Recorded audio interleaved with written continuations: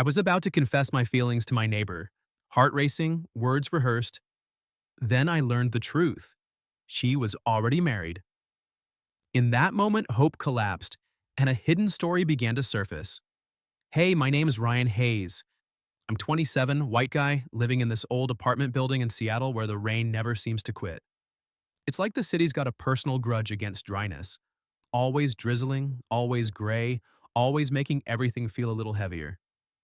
I work as an HVAC technician, fixing air conditioners and heaters in rundown office buildings and apartments like mine.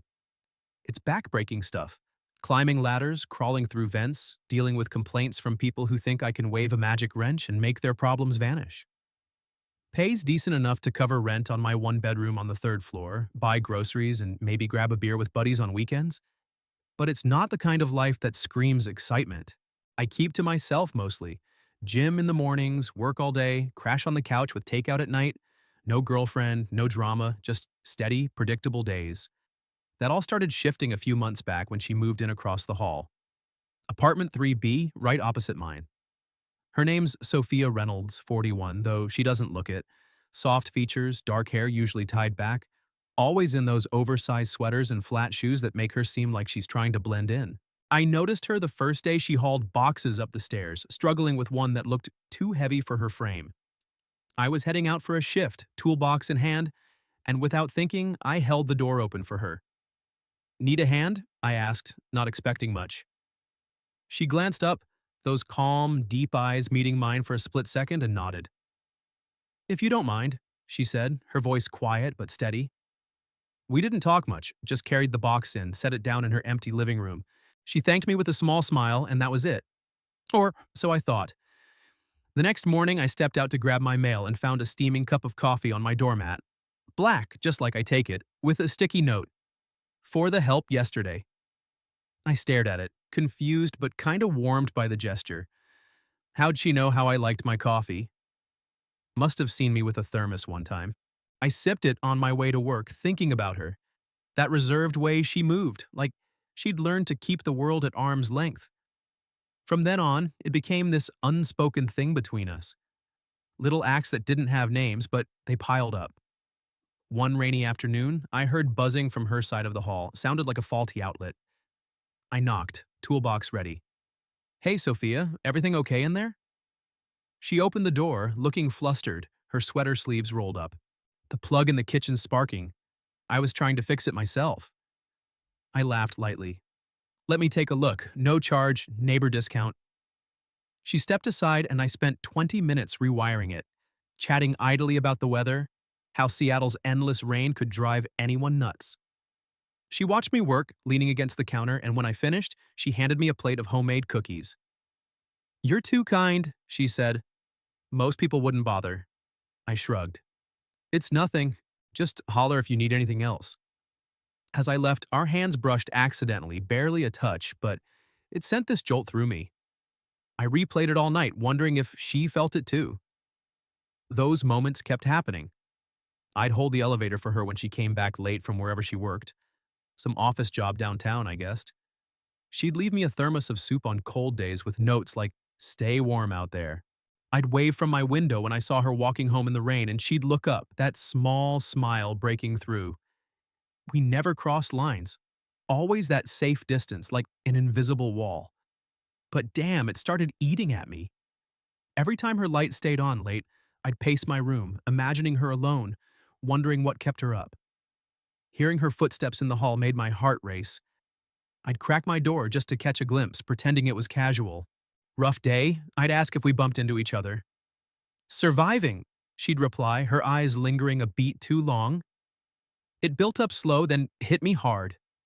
One night, storm raging outside, power flickering, I couldn't shake it anymore. She was more than a neighbor. She was someone I thought about constantly, someone whose quiet strength pulled me in.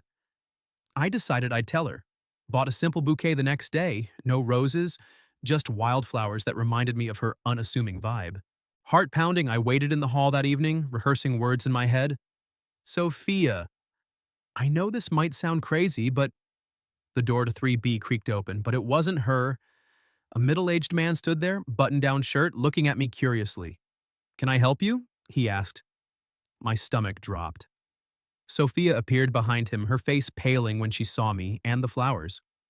On her finger, a wedding ring glinted under the hall light. The world tilted. Sorry, I stammered, flowers slipping in my grip. I was just checking if you needed any repairs. The man nodded politely. We're good, thanks. Sophia's eyes screamed apology, but she said nothing. I turned, rain pounding my back as I fled down the stairs, the bouquet crushed in my fist. How had I missed it? The ring, the husband, everything. The gestures weren't flirtation, they were just kindness.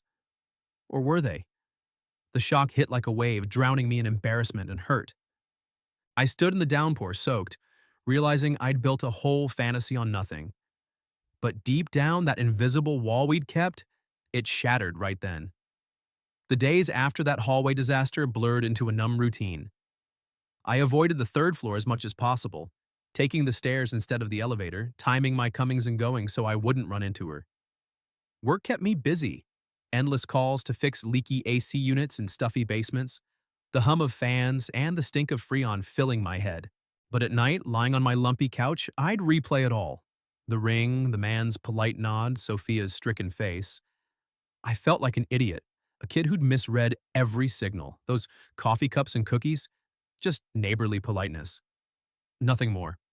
I tossed the crushed flowers in the dumpster that night, rain soaking through my jacket, and swore I'd keep my distance.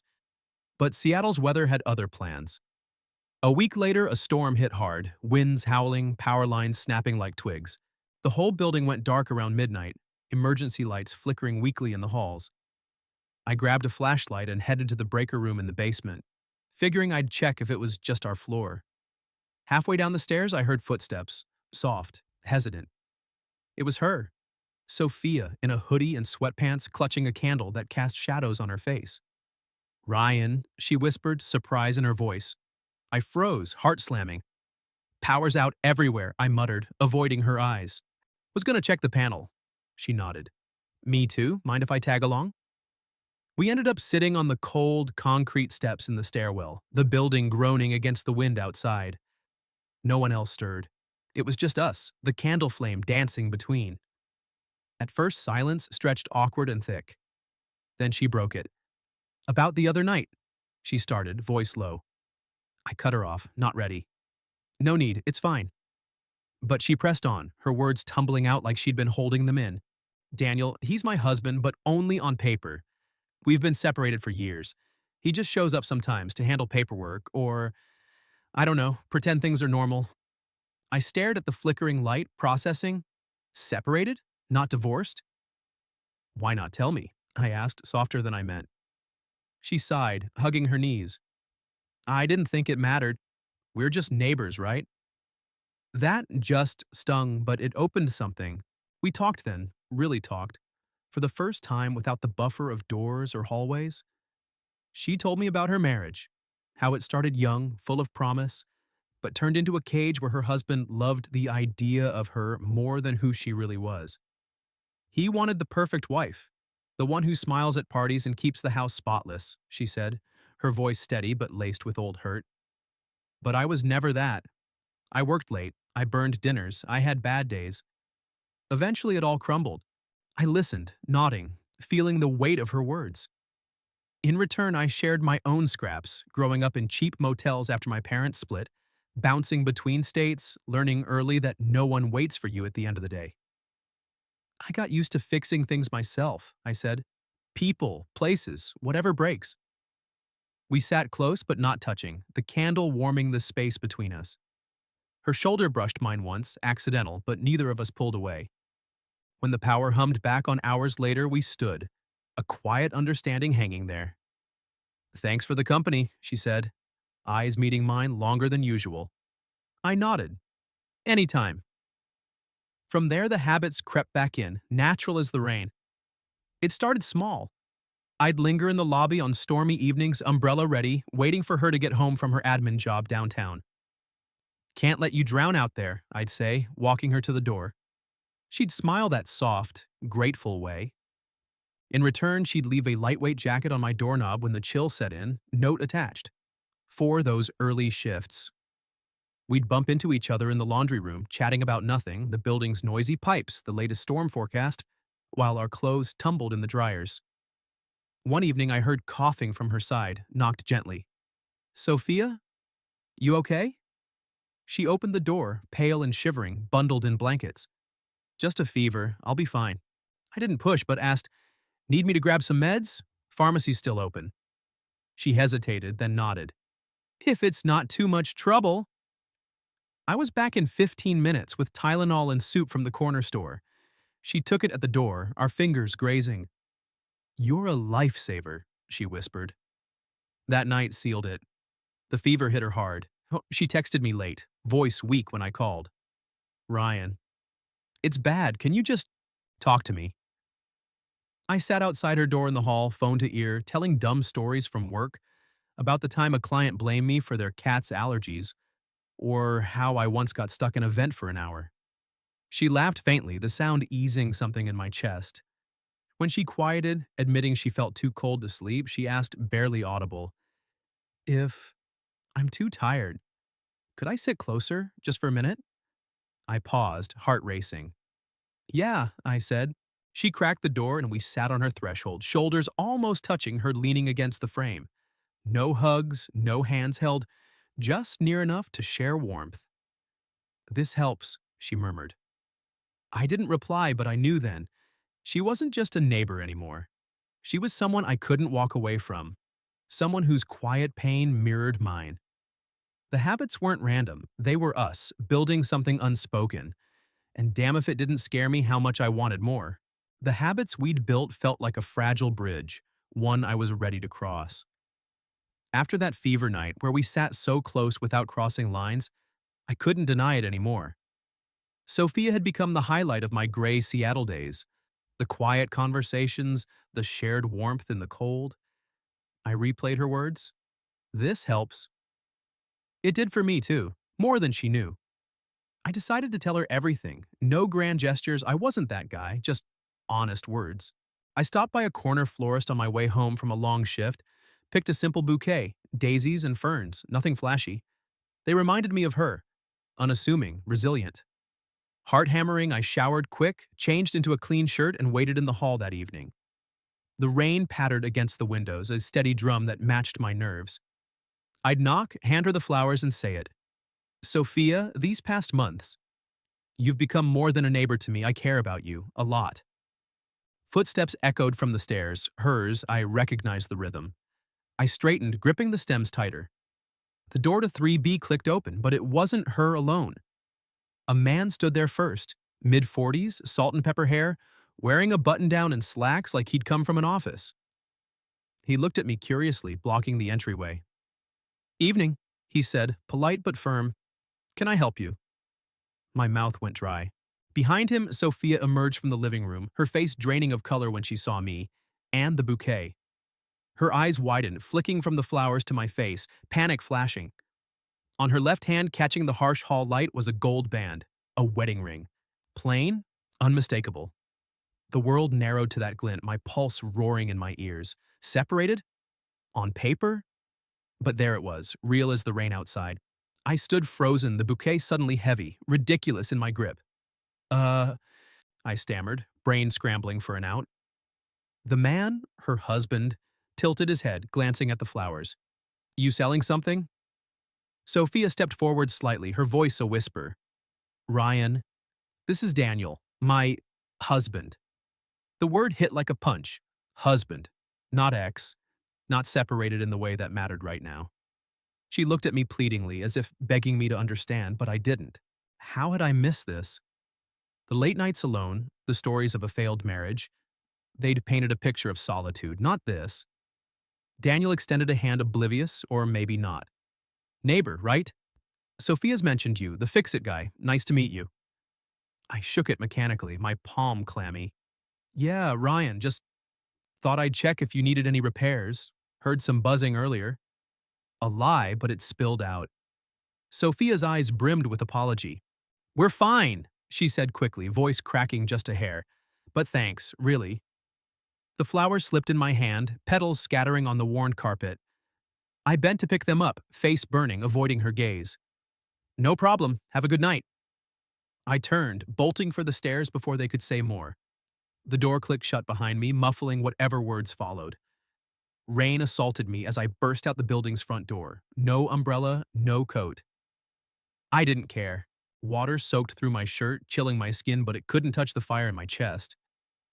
Embarrassment crashed over me in waves. The coffee, the soup, the late night talks, all misinterpreted.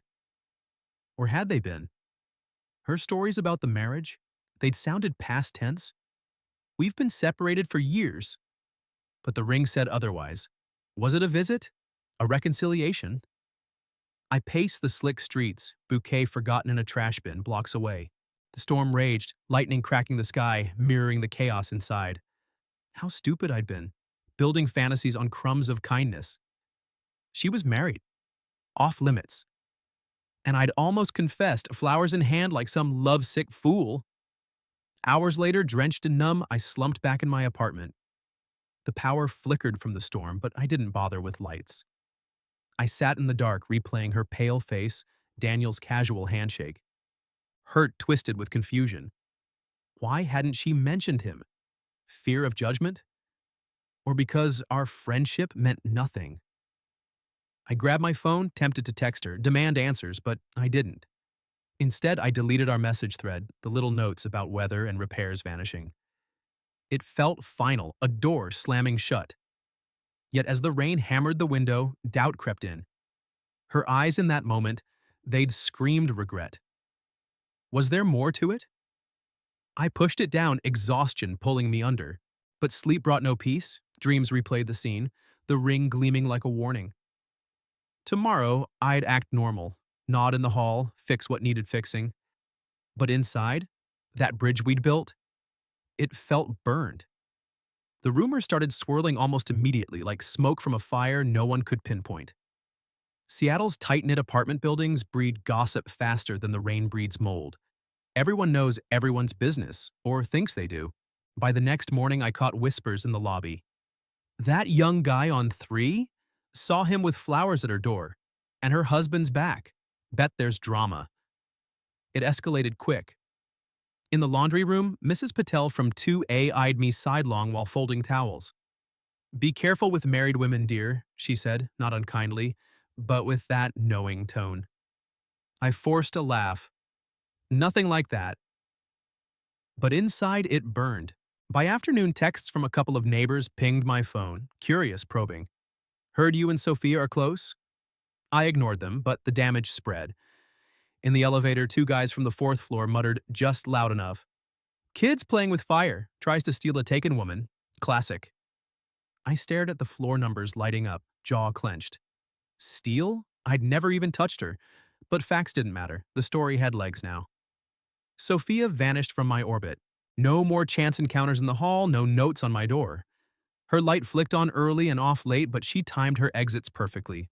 Gone before I left for work. Back after I'd crashed. I stopped the habits, too. No more waiting in the rain with an umbrella, no checking for buzzing outlets. The coffee cup I found on my mat one morning, I poured it out untouched. It felt like morning. Those little gestures had been our language, silent and safe. Now they were tainted, evidence in some invisible trial. I threw myself into work. Extra shifts fixing rooftop units in the wind, hands raw from tools, mind numb from the grind. But nights were hell. I'd pace my dim apartment, rain streaking the windows, replaying the ring's gleam, her pale face.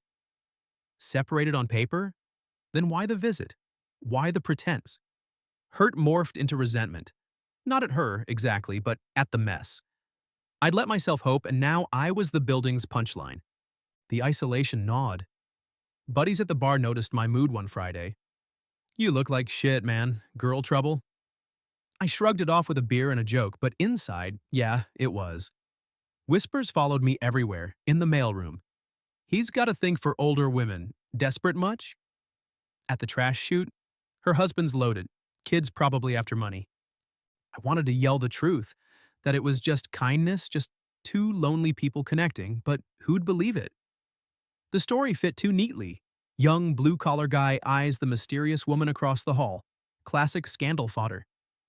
I started using the back exit to avoid eyes, feeling like a criminal in my own home. Sophia? Radio silence. Once I glimpsed her in the parking lot, head down, hurrying to her car. Our eyes met for a split second, hers full of regret, mine guarded. She looked away first. It stung more than the gossip. Then came the explosion that shattered the fragile peace. It was a Tuesday evening, storm brewing outside, my shift running late. I trudged up the stairs, toolbox heavy, when shouting erupted from 3B, loud, raw, echoing down the hall. Daniel's voice sharp as a blade. You think you can just ignore me? After everything I've put up with?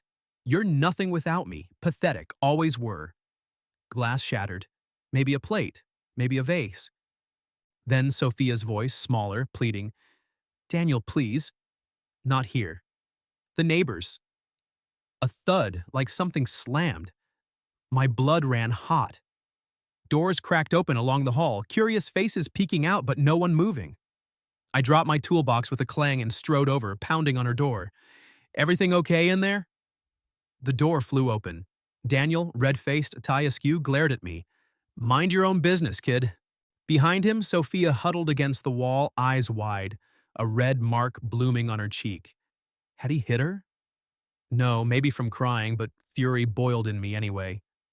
She looked small, broken, nothing like the steady woman I'd known. Ryan, she whispered, shaking her head like don't. But I couldn't walk away. I stepped inside, positioning myself between them, calm but unyielding. You need to lower your voice, I said evenly, meeting his eyes. She's not your punching bag. If you can't talk like an adult, leave. Daniel puffed up, veins bulging. Who the hell are you? Her boyfriend? He laughed bitterly. Figures, the handyman. Stay out of my marriage. Sophia sobbed quietly. Ryan, you don't have to. But I did. Yeah, I do, I replied, not breaking stare with him. Because no one deserves this crap. Especially not her. The hall fell silent. Neighbors watching now, phones out, maybe recording. Daniel sized me up, fists clenched, but something in my stance made him back off. He grabbed his coat, muttering curses. This isn't over, he snarled at Sophia, then shoved past me out the door. The slam echoed. Sophia crumpled against the wall, tears streaming. Why did you? I knelt beside her, careful not to touch. Because it's wrong? You okay?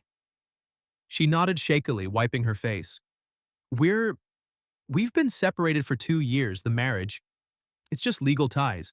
He comes around to fight over assets, pretend he's still in control. I should have told you sooner. The ring? I wear it sometimes to avoid questions. Her voice broke. I didn't want you to think. I exhaled, the pieces clicking, not reconciled, not happy, just trapped in paperwork and pain. I get it now, I said softly. The neighbors dispersed, doors clicking shut, but the air hummed with what they'd seen. I'd jumped in, no turning back. Whatever this was between us, it wasn't simple anymore. The fallout from that hallway showdown lingered like the damp Seattle fog, thick, inescapable. Daniel stormed out that night, tires screeching in the rain-slicked parking lot, but his shadow hung around. Neighbors whispered more openly now. Hero or homewrecker? Kid stepped in like he owns the place. Some clapped me on the back in the elevator. Good on you, standing up to that jerk. While others shot side-eye glances, muttering about meddling in marriages. I shrugged it off during the day, burying myself in work. Hauling equipment up icy fire escapes, diagnosing frozen coils in sub-zero attics. But at night, the weight pressed in. I'd defended her without thinking, crossed a line I couldn't uncross. Now what?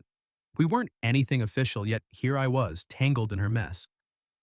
Sophia reached out first, 2 days later, a knock on my door after midnight. I opened it, half expecting Daniel again, but it was her. Eyes red-rimmed, wrapped in that same oversized sweater. Can we talk? She whispered.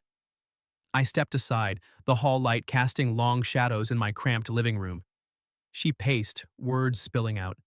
Thank you for what you did, but you shouldn't have risked it. The rumors, they're vicious.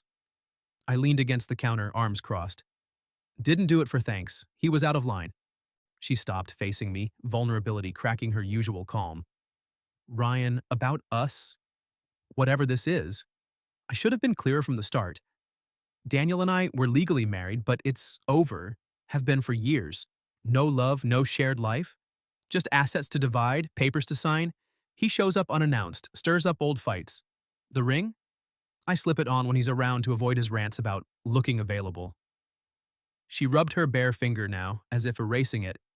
I didn't tell you because I didn't want to scare you off. These months with you, the coffee, the talks, they've been the first real connection I've felt in ages. I absorbed it, the pieces fitting unevenly. Separated, but not free. Why stay tied? I asked gently. She sighed, sinking onto my couch. Fear? Habit? The divorce is messy. Lawyers, money, and honestly, after my first marriage fell apart, I swore off letting anyone close, but you snuck in. We sat in silence, the rain tapping a steady rhythm on the window. No touches, no declarations, just truth hanging between us. I'm sorry for the flowers, I said finally. Bad timing. She managed a small laugh. They were sweet. Daisies, my favorite. As she left, our hands brushed at the door, intentional this time, a spark in the dim light. See you around?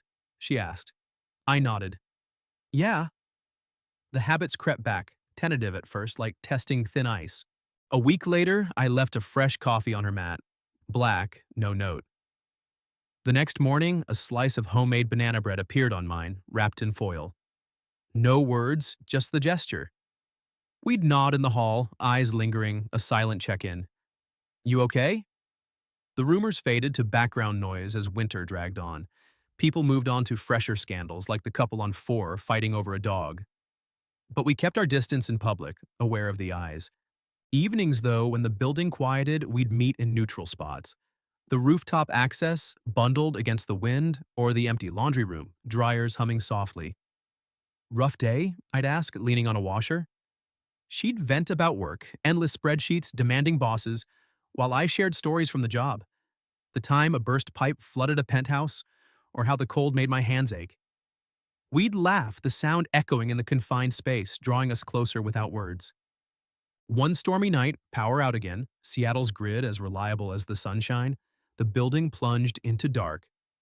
Flashlights bobbed in halls, but I headed straight for the stairwell, knowing she'd be there. Sure enough, Sophia sat midway down, candle flickering. Figured you'd come, she said, scooting over. We talked deeper that time, her dreams deferred by marriage, how she'd wanted to travel, paint, live freely. But life happened, she murmured. I opened up about my fears, being alone forever like my folks. You make it less scary, I admitted. She looked at me then, really looked, the flame reflecting in her eyes. If that night with the flowers, if you hadn't misunderstood, would you have said it? Her voice was soft, vulnerable. I thought, heart steady.